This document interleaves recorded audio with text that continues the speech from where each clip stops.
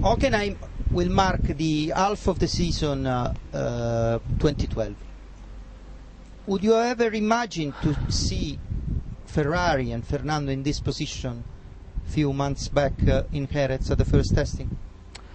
Well, it would have been really very, very optimistic to think something like that. But in this sport, things can change over very quickly. So, I mean, we have always had a positive attitude, and I think the situation of today is the result as well of the effort and of the positive attitude. How do you see the F2012 on the Hockenheim circuit? The car was good in Valencia, it was good in Silverstone. Hockenheim is a mix of low speed of Valencia and high speed of Silverstone, so I would expect to be competitive. And do you think tires can be again a factor in Hockenheim? In the past, tires were difficult in Hockenheim, especially for the front left, and sometimes also for rear blisters. So I would say that it may be an interesting weekend from the tire point of view. It is common sense that top speed is one of the weakest points of the car. Would it be again a problem, if this is a problem, in a circuit like that? Top speed, obviously you want to have more and more, because it makes your life, obviously it brings lap time, and then it makes the life easier during the race. But top speed is the counterpart of downforce. So in a way, our limited top speed is because at the moment the car is performing well in terms of downforce, but certainly is one of the areas in which we want to improve in the future. Besides the technical updates on the car, did you change the approach on the setup throughout the season? I wouldn't say that we changed the approach. We just made adaptations to the aerodynamic development and to what we understood race by race about the tires. From a purely engineering point of view, what is the biggest challenge in 2012 season? Certainly the tires are a challenge from a technical point of view, as well as the aerodynamic optimization, given the changes of rules that we have had from last year.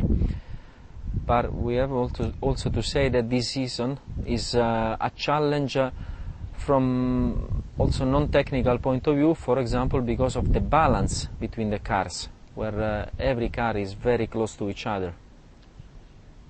You are Fernando's race engineer since 2 years and a half. How your relationship with him has changed in this amount of time? Well, from my point of view, the relationship has become more solid. We know each other much better. From my point of view and from the point of view of the other engineers, it's important that we know what the driver wants and what he requires to go fast better compared to the beginning, and therefore I mean, things are going well for the moment, so let's hope it keeps like this. You've been in the podium in Valencia and you found there the three drivers with whom you work in your F1 career: Michael Schumacher, Kimi Raikkonen and Fernando Alonso. Highs and lows of these three drivers?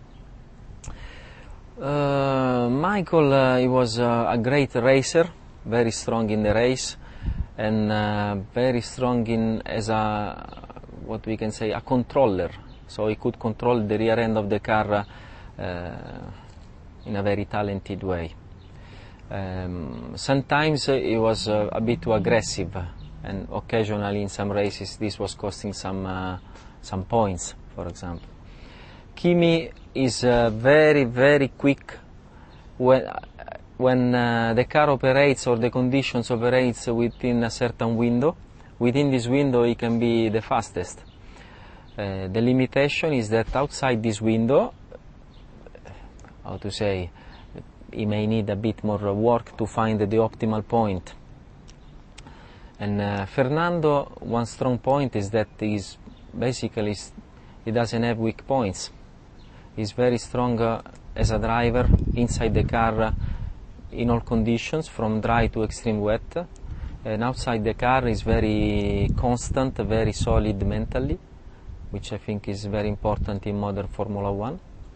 And things to be improved, maybe just make sure that he always operates under certain limits, especially in the race when sometimes things become, there is a bit of action. But I think from this point of view he has improved a lot, and at the moment I definitely see strong points.